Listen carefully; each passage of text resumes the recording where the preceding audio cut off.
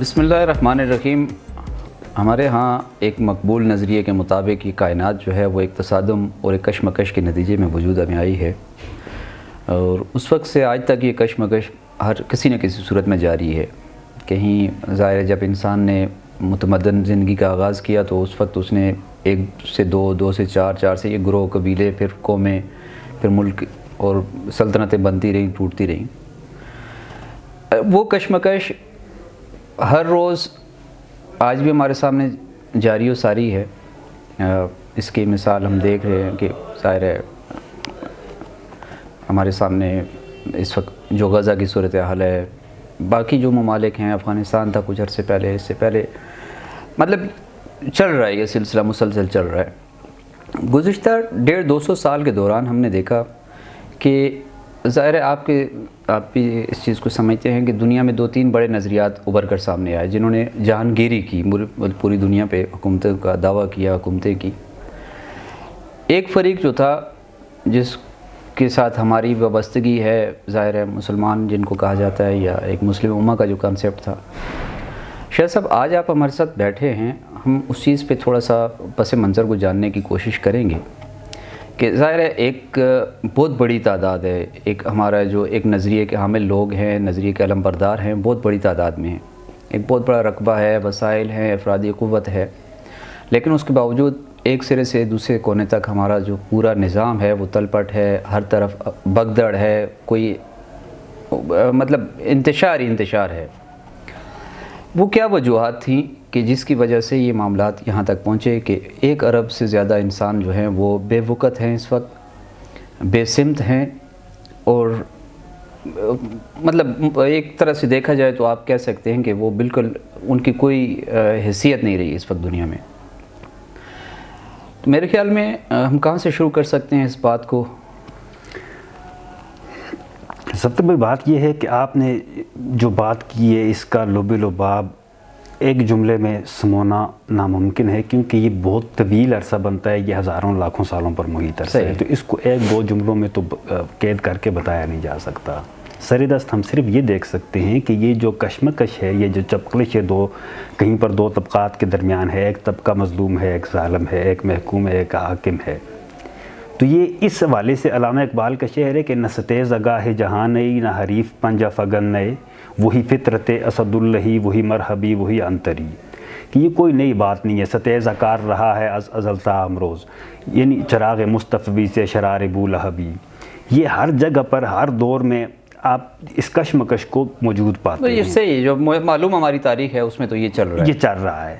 اس کو یہ ایک بالکل الگ موضوع ہے، اور یہ موضوع بحث کرتا ہے فلسفے کی دنیا سے، اور فلسفے کی دنیا میں اس کو جدلیات کا نظریے کے حساب سے ہیگل نے جو پیش کیا تھا، یہ اس سلسلے میں جاتی ہے بات۔ ایک تو یہ اس کا پہلو ہے، ہم چونکہ کسی پیچیدگی میں الجھے بغیر ہم براہ راست ہم ان معاملات کو جو اس وقت روئے عرض پر درپیش ہیں ایک انسان کو، ہم ان پر اگر غور کریں تو ان کی تانے بانے کدھر جاتے ہیں، یہ کیوں ایسا ہوتا ہے، ہم اس موضوع پر جس وقت بات کریں گے تو وہ عام فہم بھی ہوگی، بات بھی ریلیونٹ بھی بنے گی، سمجھ بھی آئے گی، سمجھ میں آنے والی بات قریب ترین ہے، جو اس کا گزر رہے ہیں، جس کو دیکھ رہے ہیں، جس پر ہم اب جو موٹی موٹی باتیں ہوتی ہیں جو ہم سے پیشتر پیش آ چکی ہوتی ہیں، مثلاً کوئی ملک بنا تھا، فلاں سان کو بنا تھا، ہمیں پڑھایا جاتا ہے، کچھ چیزیں ہمیں نصاب کے ذریعے ایجوکیٹ کی جاتی ہیں، جن چیزوں کو اس میں سے زندہ رکھا جاتا ہے، یا اس میں ہمارے آباء و اجداد میں سے کوئی براہ راست اس پہ چیز متاثر ہوتے ہیں، ملوث ہوتے ہیں، تو ہم ان سے سن لیتے ہیں، کوئی سینہ گزٹ کی طرح سے پہنچتی ہے، کچھ کس طرح یہ ہوتی ہے آپ کی تاریخ۔ اور ہمیشہ ہوتا یہ ہے کہ تاریخ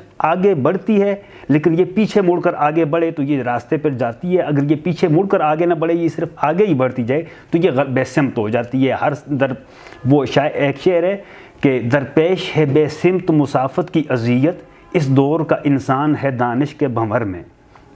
یہ بے سمت ہونا وجہ یہ ہے کہ اس کا منہ اپنے ماضی کی طرف نہیں ہے، اس کا منہ اپنے مستقبل کی طرف ہے، اور یہ مستقبل کی طرف فطرت کا اصول یہی ہے کہ وہ اپنی طرف ہی جا رہا ہے، اپنی سمت دیکھنا آپ نے پیچھے ہوتا ہے، تاریخ سے آپ نے راستہ نکالنا ہوتا ہے۔ جس وقت آپ کے سامنے تاریخ ہوتی ہے اس وقت آپ اپنے بہتر راستے کا تعین کر سکتے ہیں، کیونکہ تاریخ ان تجربات کا نام ہوتی ہے جو آپ نے ماضی میں حاصل کی۔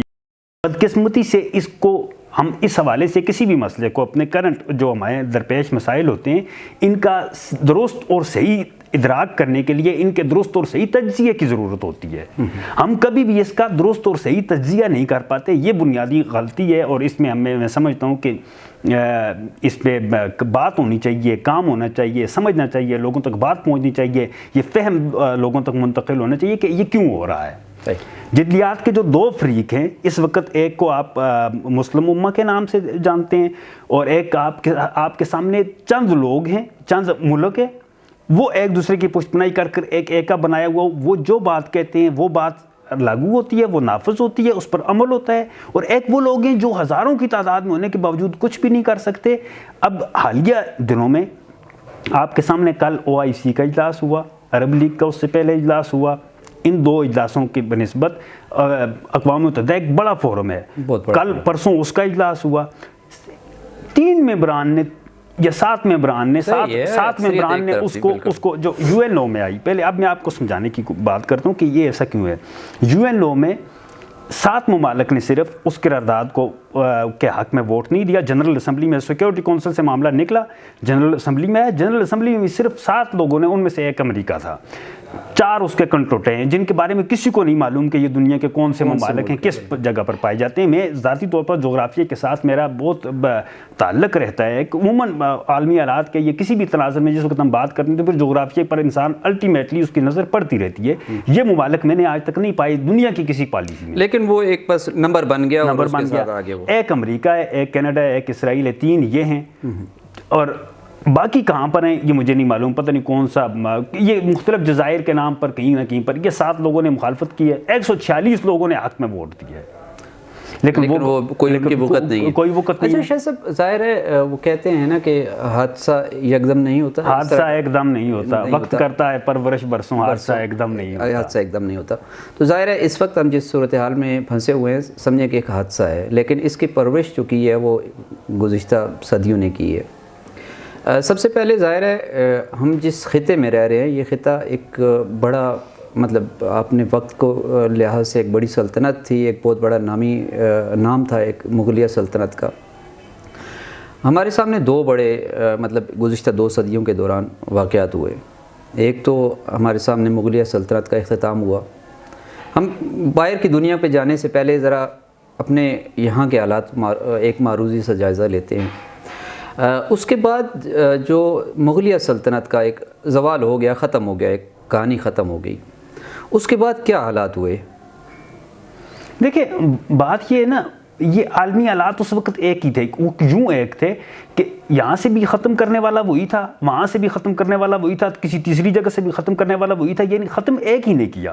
اس بات کو سمجھیں کہ دنیا پر اس وقت جو عالمی نظام ہے اس کے غلبے کے لیے جو قوتیں کام کر رہی ہیں, اس قوت نے 18ویں صدی میں یہاں پر جو کام کیا, 19ویں صدی میں وہی کام اس نے عرب میں کیا.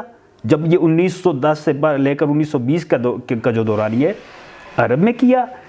بعد میں عثمانیوں کی جو سلطنت تھی اس کو توڑا. اب بظاہر توڑنے والا ایک ہی ہے, اور پھر آگے چل کر وہاں پر وہ جن کی وجہ سے آج یہ خطہ دنیا پوری جنگ کے ایک دہانے پر پہنچی ہوئی ہے, جس ایک فریق کی وجہ سے, اس ایک فریق کو وہاں پر لا کر بسانے والا اور یہاں سے سلطنت مغلوں کی ختم کرنے والا, میسور میں ٹیپو سلطان کو مارنے والا, بنگال میں سراج الدولہ کو مارنے والا دشمن ایک ہی ہے جس نے یہ کام کیا ہے. جو اصل بات ہے, مسئلہ یہ نہیں ہے.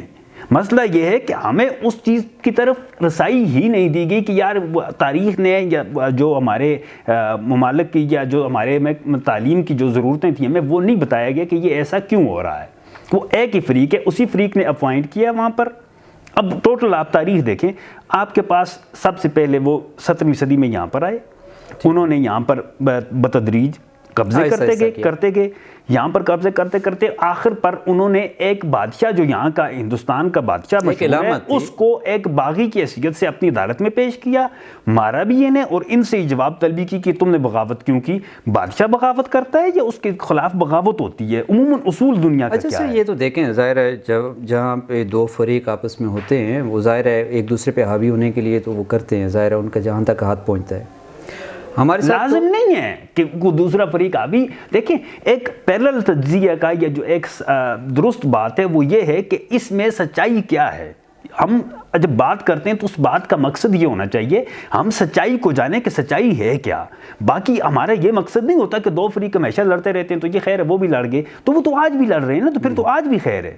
نہیں, ہمارا مقصد درست حقائق تک پہنچنا, درست حقائق تک رسائی حاصل کرنا ہوتا ہے تاکہ ہم جو بات کرنا چاہتے ہیں وہ لوگوں کے سامنے یا ہم ہمارے تک وہ چیز درست شکل میں پیش ہو, جس سے ہم فیصلہ کرنے میں ہمیں آسانی ہو کہ ماضی میں کیا ہوا تھا.